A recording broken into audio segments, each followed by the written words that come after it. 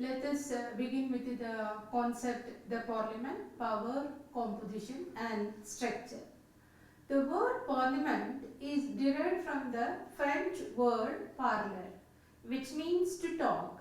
The term connotes a place where people sit and discuss national and international issues and enact legislations for the country. The modern parliamentary system owed its origin to Western countries, particularly the United Kingdom. The term parliamentary refers specially to a kind of democratic polity wherein the supreme power vests in the body of a people's representatives, call it parliament. The parliamentary system is one in which parliament enjoys a place of primacy and preeminence in the governance of the state. In India, the legislature of union is called the parliament. The parliament consists of president and the two houses, they are lower house and upper house. The lower house is called the House of People or Lok Sabha. Simultaneously, the upper house is also known as the Rajya Sabha, the House of Elders, like the British House of Lords. Our constitution adapted the parliamentary form of government and brought about a harmonious blending of legislative and the executive organs of the state. That means executive power is exercised by a group of members of the legislature and they remains in power as long as they retain majority. The parliamentary system thus lays stress on the close relationship and the interdependence of the executive and the legislature.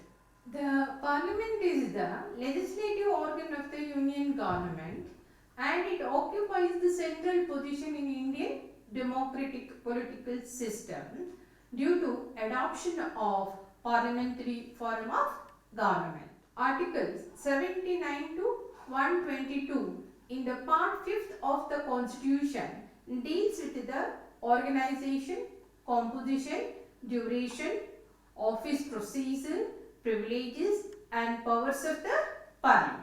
First concept, let us begin the Lok Sabha. Lok Sabha is also known as the lower house of the parliament. Its members are elected directly by the people. Under the constitution, not more than 530 members ought to be chosen by direct election from territorial constituencies in the states and not more than 20 members to represent the union territories. In addition to that, 2 members of the Anglo-Indian community may be nominated by the president if he is of the opinion that that community is not adequately represented in the Lok Sabha.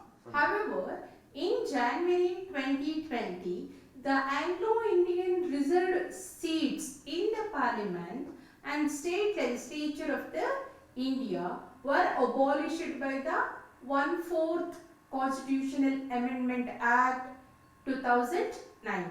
Thus, the maximum strength of the house envisaged in the constitution is 552.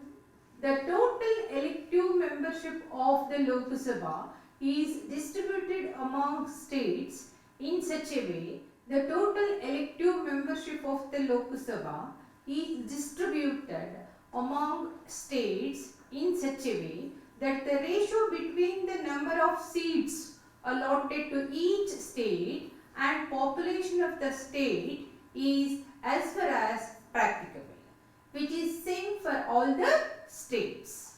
The Lok Sabha at present consists of 545 members. Of these, 530 members are directly elected from the states and 13 from the union territories. while 2 are nominated by the President to represent the Anglo-Indian community. Following the Constitution 84th Amendment Act, the total number of the existing seats as allocated to various states in the Lok Sabha on the basis of the 1971 census shall remain unaltered till the first census to be taken after the year 2026. Since the population in any given region is an ever-changing factor, a way must be found of re-adjusting the representation of the electoral constituencies. This process is known as delimitation.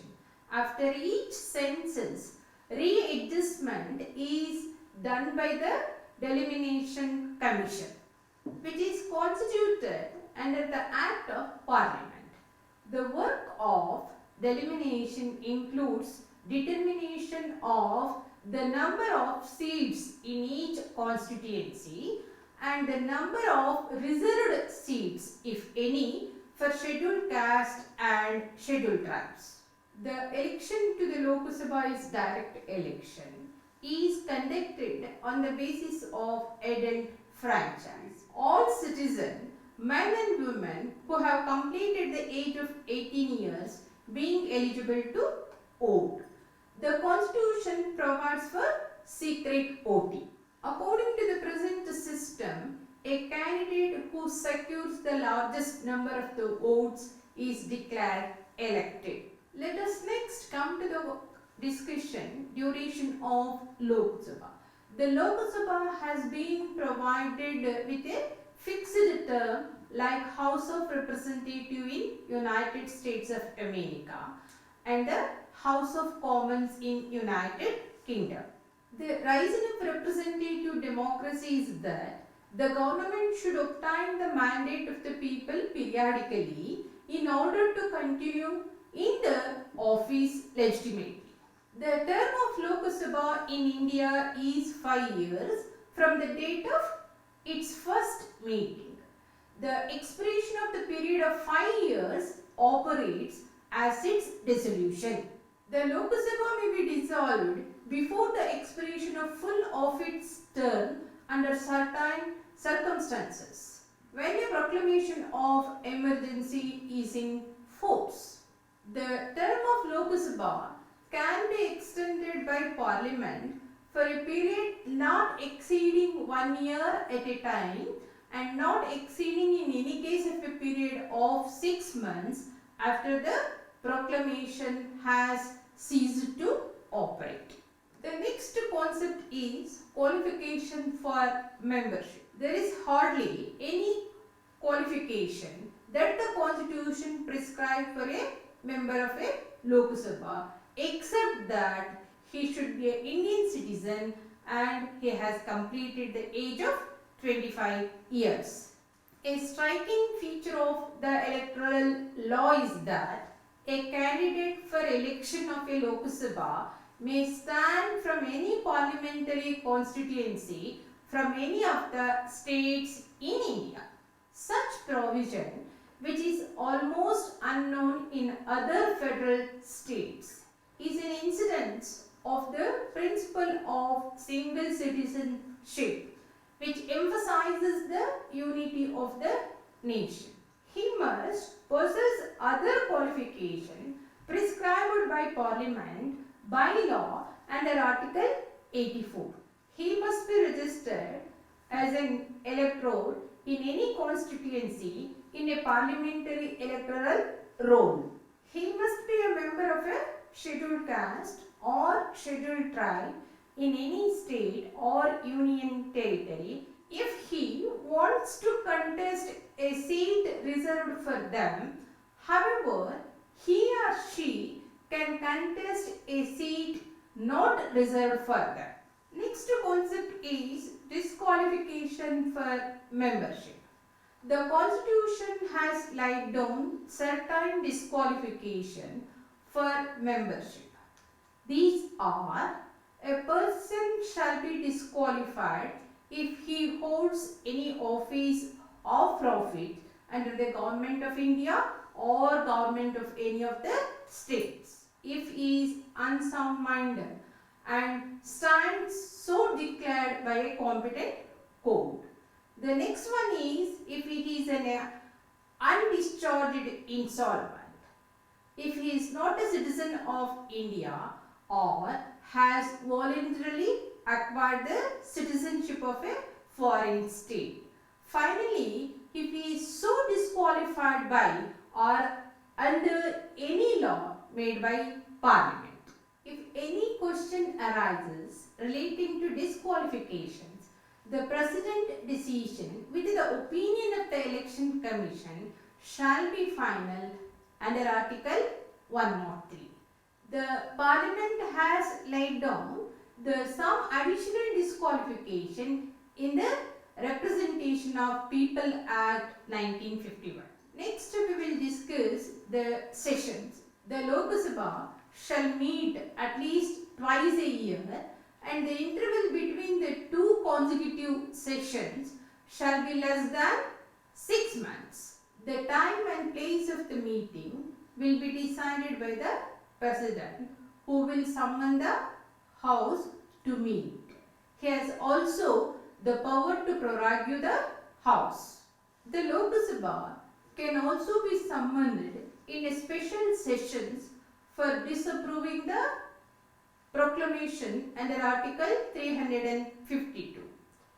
If a notice in writing signed by not less than 1/10 of the members of the Lok Sabha is given to the Speaker. When such a notice is given, the President must summon the session within 14 days. The next concept is composition of a Rajya Sabha. The Rajya Sabha is the upper house of the Parliament and is sometimes called as the House of Elders. Government of India Act 1919 first established the second chamber, the Council of States, consisting of 60 members nominated and as well as elected. The Government of India Act 1935 provided directly the elected Council of States as a second chamber consisting of 156 members from provinces and 104 members from princely states for a term of 9 years, 1/3 replacing at the end of every 3 years. The draft Constitution of India accepted the second chamber and an elaborate justification for its adoption to provide opportunity to seasoned people who may not be in the thickest of political fray but who might be willing to participate in the debate with an amount of learning and importance which we do not ordinarily associate with the House of People. The maximum membership of Rajya Sabha is to be not more than 250. According to the Article 80 of the Indian Constitution, 12 members are nominated by the President to the Rajya Sabha having special knowledge or practical experience in respect of literature, science, arts and social service, and not more than 238 representatives of the states and as well as union territories. Next concept is the method of election to the Rajya Sabha, that is indirect election. In addition to the nomination, that is nomination made by the President ought to be amongst the person having a special knowledge or practical experience in literature, science, arts and social services. The representative of the states shall be elected by the respective MLAs of the states in accordance with the system of proportional representation by means of single transferable vote.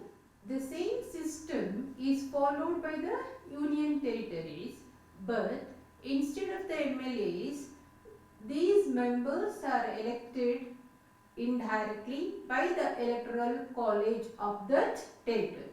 The present strength of the Rajya Sabha is 245 members according to the Representation of People Act 1951, which can be increased up to 250 by amending the Act itself.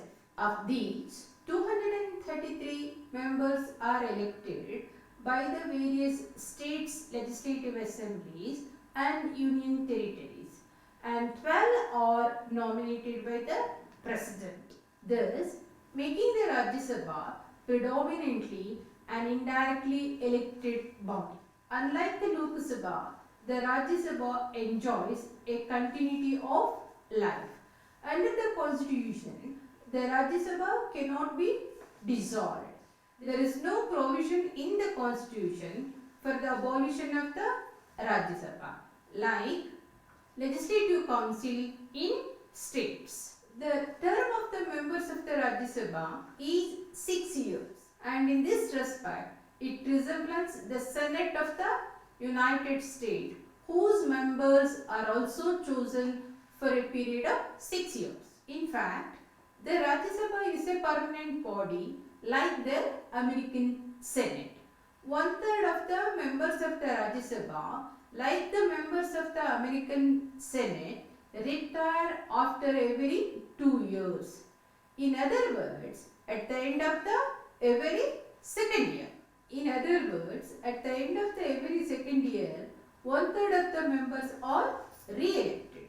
This provision enables the Rajya Sabha to retain its political complexion in a more stable manner than Lok Sabha. The next concept is the vacation of seats by members. A member of the Parliament, whether of a Lok Sabha or Rajya Sabha, shall vacate his seat in case of dual membership of either at union level or at union and state level. If a member is disqualified as per Article 102, or if a member resigns, or member absent himself for 60 days without permission of the House from attending the meeting of the House. Student, I hope that you understood the concept of composition of a Lok Sabha and as well as Rajya Sabha. In the next class, I will take the legislative procedure. Okay, thank you.